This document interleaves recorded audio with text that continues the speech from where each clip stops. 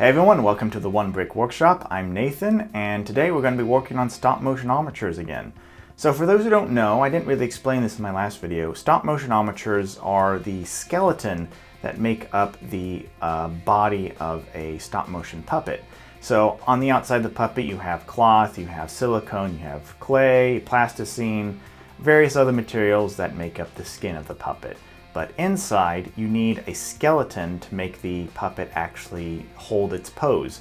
Sometimes this skeleton is made out of wire that's been twisted up. Sometimes it's been made out of machined parts that have ball and socket joints, and often it's a combination of the two.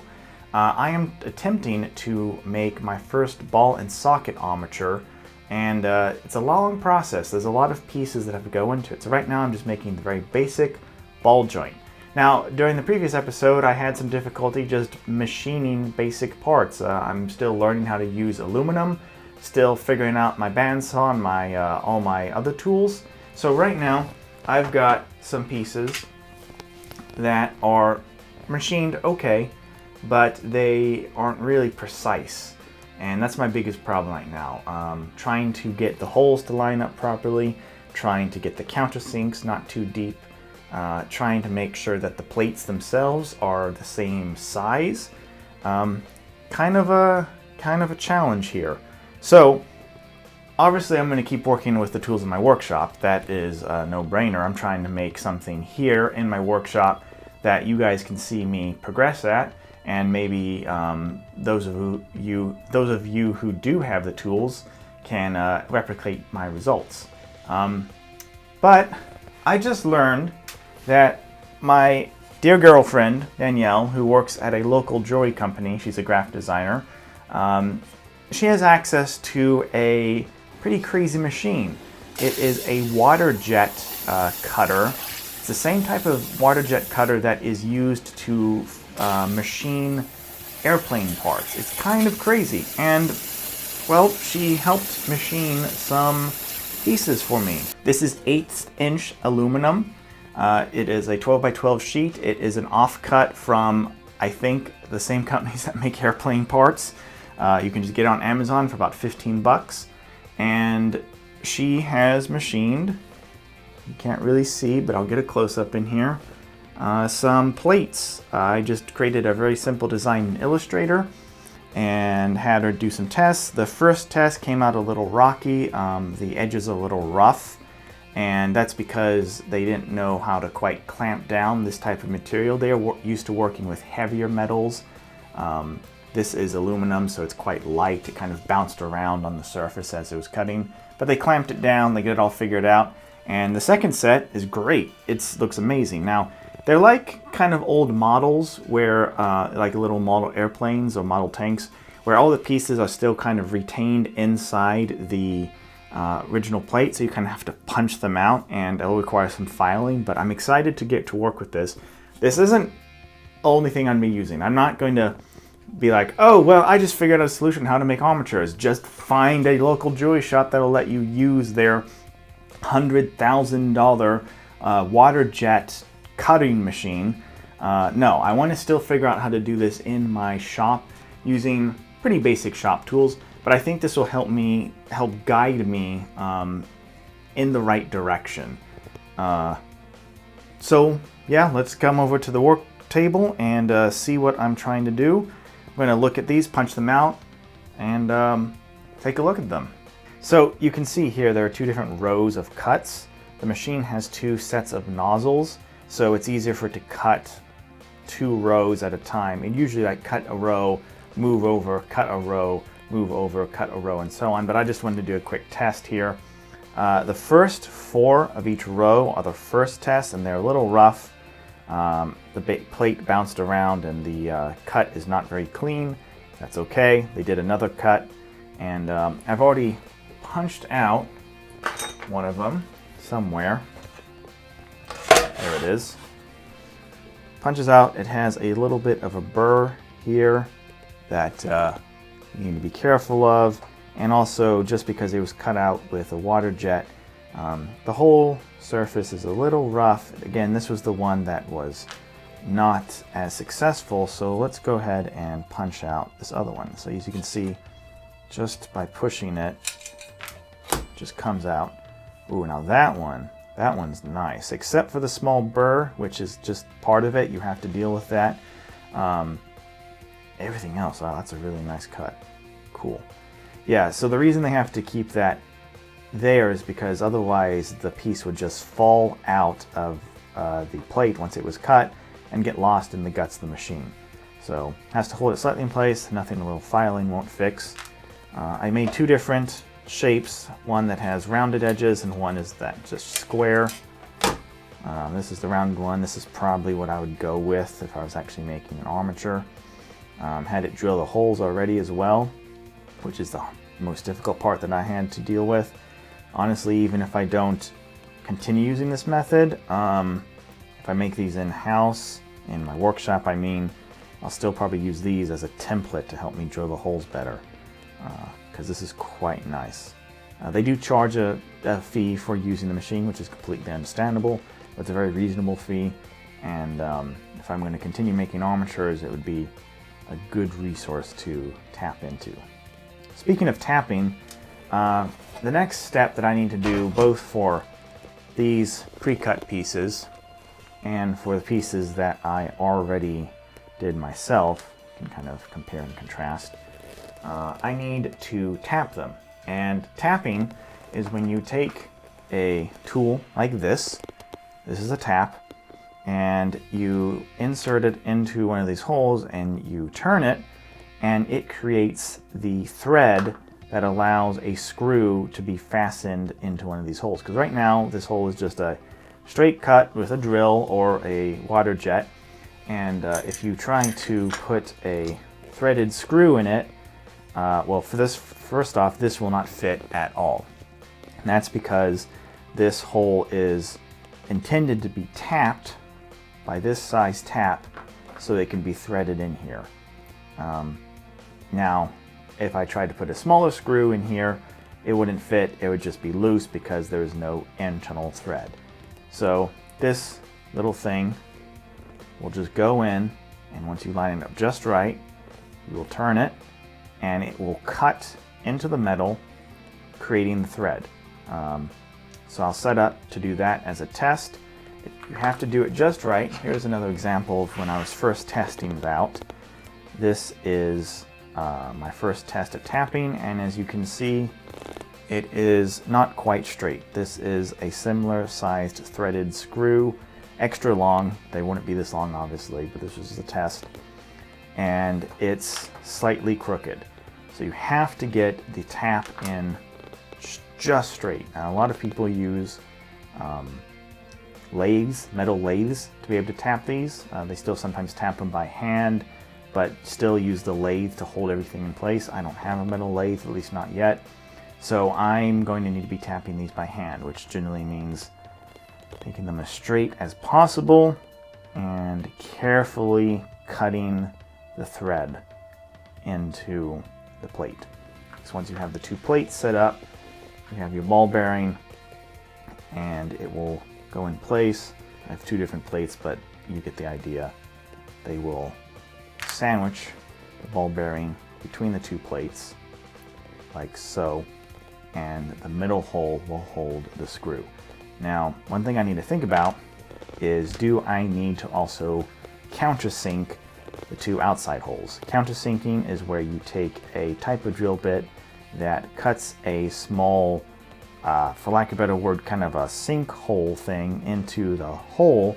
I'm not describing this very well, but essentially it creates this shape here, which allows screw heads or ball bearings to sit deeper into the hole. Now, this countersink was a bit too deep when I did it, so I need to redo this one anyway. You don't have to use a countersink, because since the hole is already there, you can kind of have the ball bearing align with it anyway. And that's part of my test, is to see, do I need to countersink these? How much do they need to be countersunk by? Yeah. And also seeing what screw sizes I need. I believe this is the right size screw, but you don't know. And so yeah, that's all the testing I'm going to be doing in this episode. Getting things tapped, getting things sunk, and getting things screwed. Let's get started.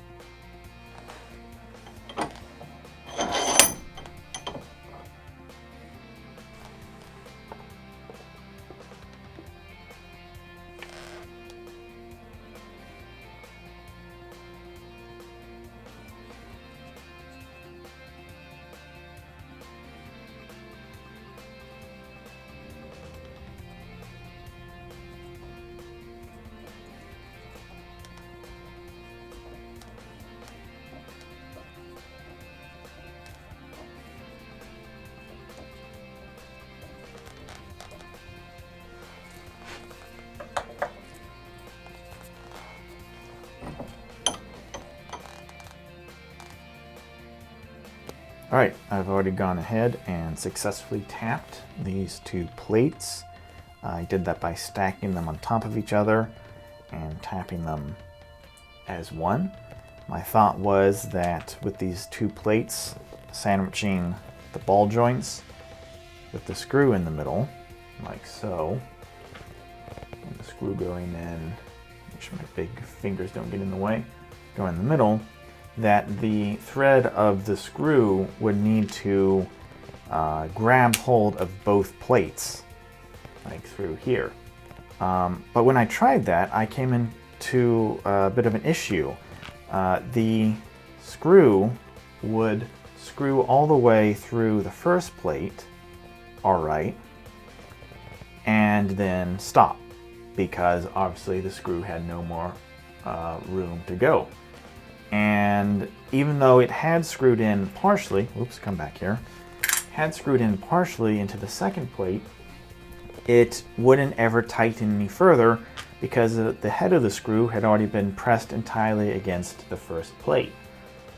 And I thought about this for a second, and after realizing I should have probably read the Armature book a bit more, I came to my own conclusion that you don't need the thread to be on both plates. You only need the thread to be on the second plate, because the first plate just needs to hold the ball joints against the plates.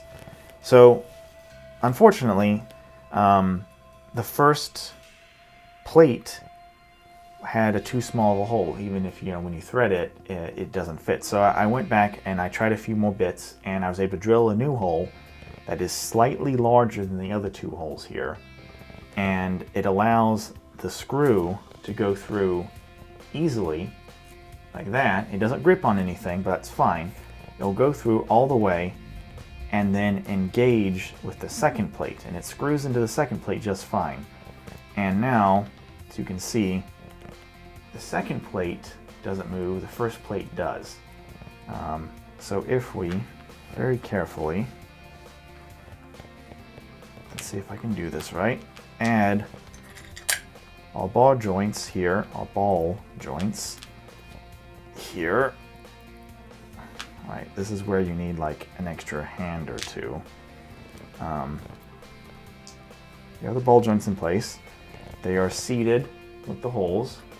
Make sure I get a decent shot. And then I need to finish screwing in the screw. Now, believe it or not, I have just a ridiculous amount of Allen keys. Like, you can't even see it all because the camera's so zoomed in. Just bonkers amounts of Allen keys. I don't have a single Allen key that fits this screw. I don't know how. I have Allen keys in both imperial and metric. I don't have a single key that fits this screw. So I'm gonna have to go to the hardware store tomorrow and fix that.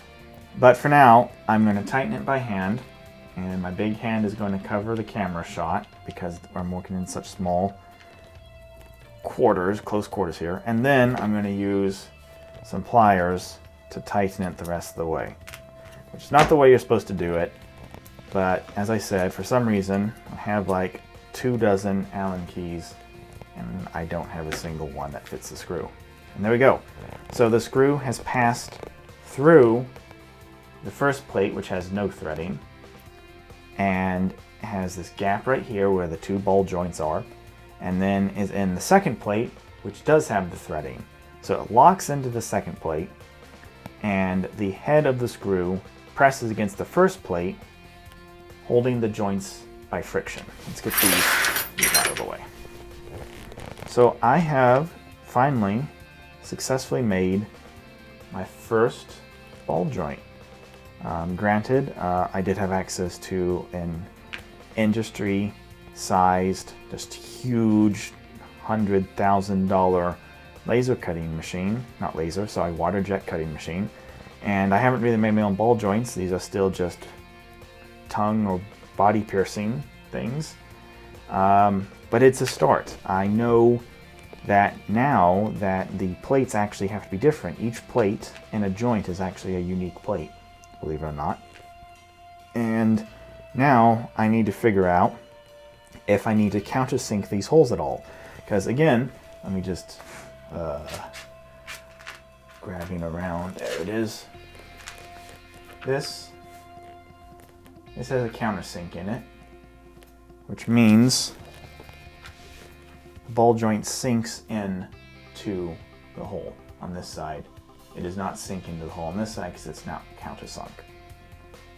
But now that I think about it, looking at this joint, I actually have more flexibility with no countersinking, because now if you look here, this rod is able to move all of these directions, a pretty decent amount of range. What's that, like 30 degrees or something?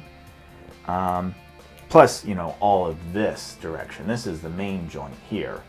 This can go like, not 360, but a huge amount of degree of movement. If I countersink these holes and let the ball joints actually sit deeper in the plates, they won't have actually as much range of movement. Now, the reason I thought I needed to countersink stuff was I thought the ball joints, the ball bearings, would not actually sit properly in the plates. But believe it or not, with the friction, it holds just fine. Now, there's still some issues. Again, I am using body jewelry here, so it's not designed for that. It is surgical stainless steel, so these don't bend very easily at all. I don't actually break them, but just with my fingers, I am not bending them, and I'm applying a decent amount of pressure. I could probably bend them if I really, really tried. I don't want to. Problem is, as body jewelry, they are actually designed to unscrew, because you need to unscrew to actually insert them into various body parts. But you don't want this to unscrew when you are using it as an armature. You want it to remain solid. So I need to either figure out if I can glue these or weld them, even though I have no welding apparatus. Look around, probably glue would be my best solution. And I need to decide if I actually want to be using these pieces of body jewelry as my ball and socket, as the ball and bar part of the ball and socket joint, or if I want to drill my own ball bearings from there. Because this is a kind of thin, if you look at the thickness of this plate, which is probably overkill, versus the thickness of this bar, the bar is a little undersized. And I'm not sure if that's really the best method. I also think the ball bearings are a little undersized. They're okay, but I've seen various armatures that have much larger ball bearings, I think for greater range of movement. But right now, this is pretty good. Now, the next step is to take what I can cut out by myself, like this, and make it work like this. The biggest issue, as you can see here, is getting the holes to line up properly. I want to keep using this waterjet.